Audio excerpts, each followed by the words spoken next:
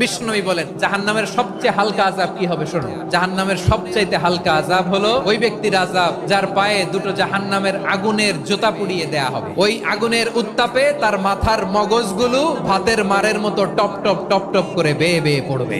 জাহান্নামের অবস্থা এত ভয়ঙ্কর হবে, জাহান্নামের ভেতরে লক্ষ লক্ষ কোটি কোটি কাফির মুশরিককে দেওয়ার পরেও জাহান্নাম বলবে আরো আছে নাকি, আরো দাও, আমার ক্ষুধা নিবারণ হয় নাই। জাহান্নামে তো উত্তপ্ত হবে, জ্বলন্ত হবে, ভয়ঙ্কর হবে। জাহান্নামের এক অংশ আরেক অংশকে খেয়ে ফেলবে। আল্লাহু আকবার। ফেরেশতারাও টালমাটাল হয়ে যাবে। জাহান্নামের রক্ষী ফেরেশতারা কি করবে তারা নিজেরাও বুঝতে পারবে না। কোটি কোটি মুশরিক কাফিরদেরকে জাহান্নামে নিক্ষেপ করার পরেও জাহান্নাম ঠান্ডা হবে না, শান্ত হবে না, বলবে হাল মিন মাজিদ, আরো আছে নাকি, আরো দাও। তখন আল্লাহ তাআলার কুদরতি পা জাহান্নামের ভেতরে ঢুকিয়ে দিবেন। দেওয়ার সাথে সাথে জাহান্নাম থেকে আওয়াজ আসবে, কাত কাত বিইজ্জাতিকা ওয়া বিকদরিক,